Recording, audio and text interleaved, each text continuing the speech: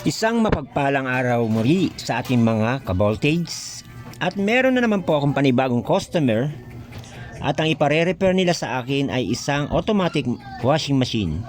Ang issue po nito mga ka-voltage ay hindi na po, pag magwa-washing po sila ay hindi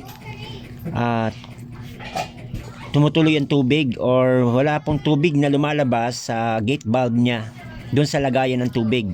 Yan nga po. So chinek ko nga po yan, nakita ko po kanina, sunog po yung mismong winding ng gate valve niya.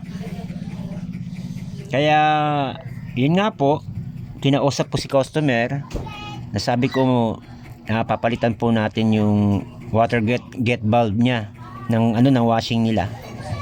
At pumayag naman po siya. At ayan nga po, hinanapan ko po siya ng kaparehas kasi may mga dala na po akong parts ng gate valve. Kaya ayan, hinanapan ko po siya ng kaparehas kasi sabi ko sa customer, kung bibili kami, meron naman mabibilhan o order kami kasi matatagalan nga lang. Tambak na ho ang labahin nila. So gusto ng customer na magawa kaagad kasi 2 weeks na silang hindi nakakapaglaba. So ayan nga po, ginawan ko na nga lang po ng paraan. Kinabit ko po yung dala kong parts na second hand lang po yan mga customer, pero okay pa po siya. Aux na aux pa siya, pwede pa. Tatagal pa naman yan sigurado ng mga 5 taon. Ayan nga po, pinalitan ko po siya ng gate valve. Bali ang ginawa ko po dyan, ibinalik ko po tinanggal ko lang po yung winding. Kasi yung dala kong gate valve, hindi po match yung mismong nozzle niya doon papuntang loob. So ang ginawa ko, yung pinaka winding ng gate valve, yung pinaka magnetic contactor niya, tinanggal ko kasi yan lang po ang sira niyan, nasunog.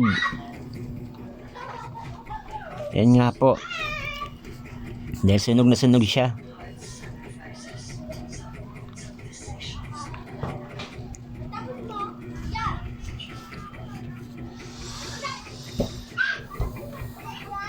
Yan, after nga po na pagkatanggal ko niyan, medyo matigas pa yan mga customer kasi nga natutong, nasunog talaga. Buti nga hindi nagkaroon ng cause ng ng fire. Hindi nasunog talaga yung mismong pati mga electrical wiring niya. Buti na lang hindi nasunog. At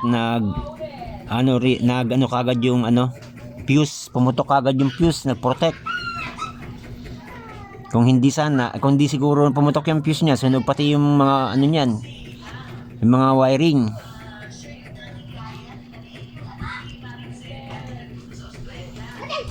Kayo po mga customer, mga ka-voltage, kung sakaling may mga issue po kayo na ganito ang problem na mga washing nyo na automatic na ayaw lumabas ng tubig, malamang sa malamang sira po ang water gate valve niyan. Maaring sunog o kaya nag-open. Yan lang po, pwede nyo pong palitan ng ganyan. Madali ho magpalit ng ganyan. Kaso nga lang, ang pag-order lang ho ang matagal. Ang paghanap ng pesa, kailangan talaga may sample kayo. Kasi, or kaya kung sa Shopee o sa Lazada, kailangan nyo talaga na ibigay yung pangalan ng washing nyo at saka serial number para parehas ho ang pagdating ng pesa. Pagdating sa inyo, parehas ho yung items o yung parts ng pesa. Kailangan lang nyo isend yung or hanapin nyo, halimbawa maghahanap kayo sa Shopee ng mga ganitong parts or sa Lazada, kailangan nyo lang ho ilagay yung pangalan ng washing nyo, kung ano ba, tulad nito Samsung po ang pangalan niyan, tapos yung code number, serial number, para lumabas po doon yung items na hinahanap nyo o yung parts or pyesa. So ganun nga po mga ka-voltage. After po nyan, kinabit ko po yung Nahanapan ko po yan ng kaparehas niya na get bulb at naging maayos naman po. At gumana na po siya. Makapaglaban na po si customer. So huwag niyo pong kalimutan, paki-like and share, paki-follow po ang page ko. At para updated po kayo sa lahat ng content or video na ipopost ko. Maraming salamat po. And God bless po at sa ating muli mga ka-voltage. At kung may mga katanungan po kayo mga ka-voltage, paki-message nyo lang po ako. Salamat!